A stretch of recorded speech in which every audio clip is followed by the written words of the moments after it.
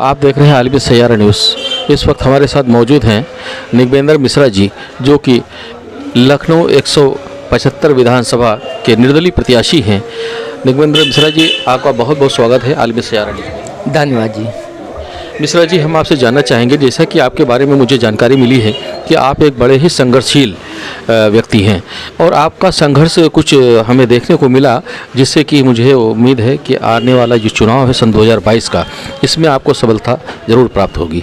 और इस चुनाव के संबंध में थोड़ा सा हम जानना चाहेंगे, जिस क्षेत्र से 175 विधानसभा से जो आप चुनाव लड़ रहे हैं, इसमें और भी बड़े दिग्गज भी प्रत्याशी मौजूद हैं, तो इनसे आप किस तरह से मुकाबला करेंगे और अपना संदेश आप किस तरह से जनता को देंगे?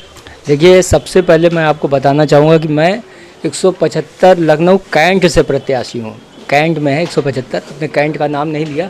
और जो भी हमारे मतदाता वहाँ के हमको सुन रहे हैं या उसके अलावा भी सुन रहे हैं, उनको सबसे पहले मैं नमस्कार करता हूँ।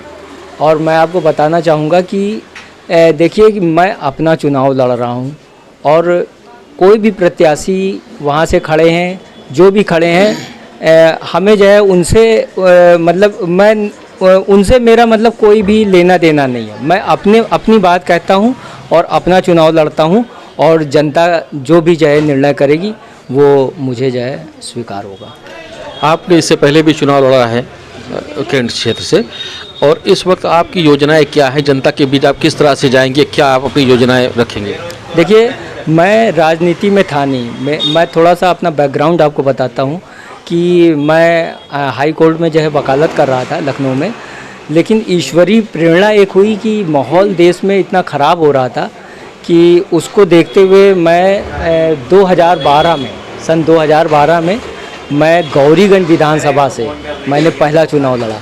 तो वो जो मैंने चुनाव लड़ा था गौरीगंज विधानसभा से, तो उसमें मैंने भारतीय संस्कृति की रक्षा का मुद्दा उठाया था। लेकिन इत्तेफाकन मैं वो चुनाव जीत नहीं पाया, लेकिन उसके बावजूद मैंने अपना संघर्ष लगातार जारी रखा। और उसके बाद 2017 में मैं कैंट से फिर जो है निर्दलीय जो है मैदान में आया, लेकिन मेरा चुनाव कैंसिल कर दिया गया। नॉमिनेशन मेरा कैंसिल कर दिया गया और इलीगल कैंसिल किया गया। उसके बाद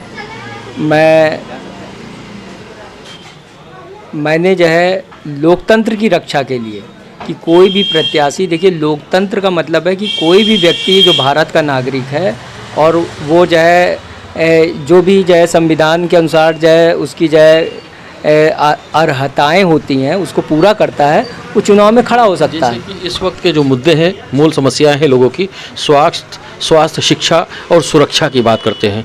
तो स्वास्थ्य, शिक्षा, सुरक्षा, वर्तमान जो सरकार आपकी भारतीय जनता पार्टी थी, इस कहीं ना कहीं से कुछ चूक हुई है, जिससे जनता को हाथ पहुंचा है।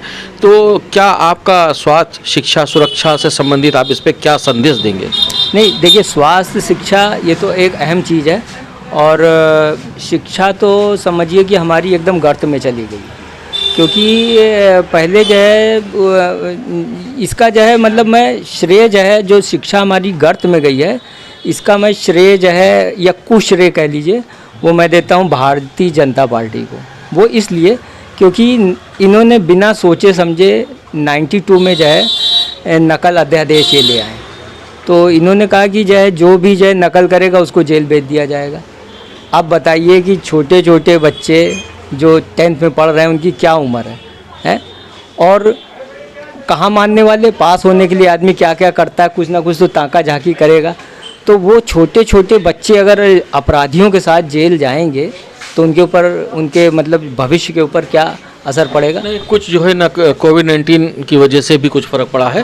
चलिए, हम आपसे एक सवाल और करना चाहेंगे कि इस वक्त के जो हालात है उसको मद्देनजर रखते हुए इस वक्त जनता को क्या संदेश देंगे? अपने निर्दलीय प्रत्याशी होने के लिए जनता को क्या संदेश देंगे? नहीं, जनता को मैंने संदेश ये दिया है कि देखिए, आप लोग जो है जो योग्य प्रत्याशी है आप उसको समझिए। आप ये समझिए कि प्रत्याशी जो है आपका अपना होता है और वो जो है आपकी जो है समस्याओं के वक्त आपके पास उपस्थित हो। लेकिन जनता जो है वो बस न्यूज़ देखेगी, इधर पड़ेगी उधर पड़ेगी, वो जो है प्रत्याशी को समझती ही नहीं है। वो तो बस पार्टी को टिकट देती है, वो तो बस आदमी जो है जो भी होता है वो प्रत्याशी जो है जुगाड़ लगाना शुरू कर देता है कि यार सपा का टिकट लो या भाजपा का लो या बसपा का लो, क्योंकि उसको मालूम है कि हमें तो थोड़ी ना कुछ करना है, बस ये चुनाव का माहौल चल रहा है, बस आप टिकट लीजिए, जिसकी जो है लहर है वो निकल जाएगा, नहीं है तो फिर देखा जाएगा, बाद में जीत गया उसके बाद दिखाई नहीं देगा।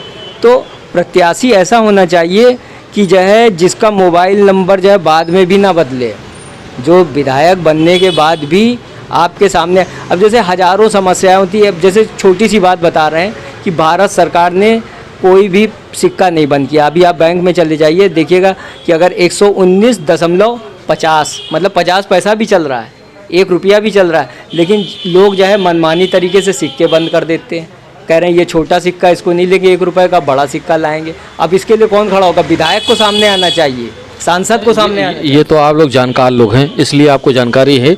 आवाम ख़ास जनता में अगर देखा जाए तो उसकी जानकारी भी लोगों को नहीं है सिक्के को लेकर के।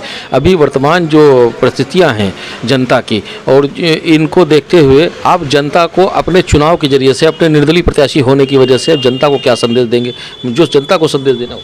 हाँ, जनता से मैं यही कहना चाहूँगा कि देखिए सच्चे प्रत्याशी को आप पहचानिए।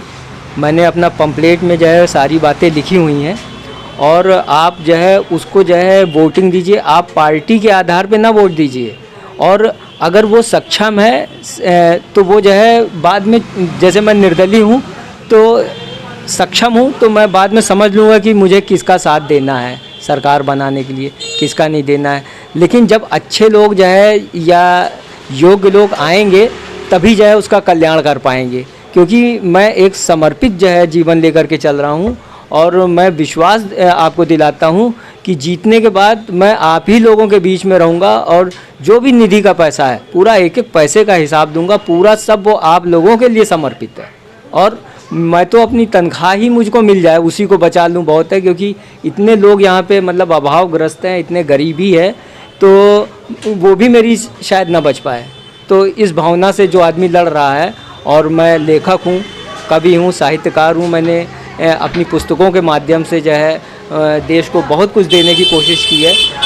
लेकिन कभी कोई बड़े बड़े मीडिया वाले वो बड़े बड़े ही नेताओं के पास जाते हैं, कभी कोई जो है, लेकिन ये हमारे जो चैनल वाले हैं, ये जिनको आप देख रहे हैं जिस चैनल को, मैं इनकी जो है तारीफ़ करता हूँ कि जो है ये निस्वार्थ भाव से एक ऐसे प्रत्याशी को इन्होंने चुना है कि जिसको ये देख रहे हैं कि जो है इनकी वजह से जो है मतलब देश का कल्याण होगा, इनकी वजह से जनता का कल्याण होगा। तो मैं धन्यवाद देता हूँ जो है अपने इन जो है मतलब चैनल वालों को, कि और जो है कि दूसरे चैनल जो बड़े चैनल वाले हैं वो इनसे सबक लें कि जो है किस तरीके से जो है मतलब काम किया जाता है। चलिए, बहुत बहुत धन्यवाद। हमारे साथ निगमेंद्र मिश्रा जी थे। इन्होंने कहा कि हम निस्वार्थ जो है जनता के साथ हैं, और जनता का जो भी हमारे, अगर हम चुनाव जीत जाते हैं और जनता, अगर हम चुनाव जीतने के बाद हम अपनी विधायक निधि से जो भी पैसा आएगा उसका एक एक हिसाब देने के लिए तैयार रहेंगे, और अपनी निधि से हम जो भी जनता की सेवा है वो करते रहेंगे।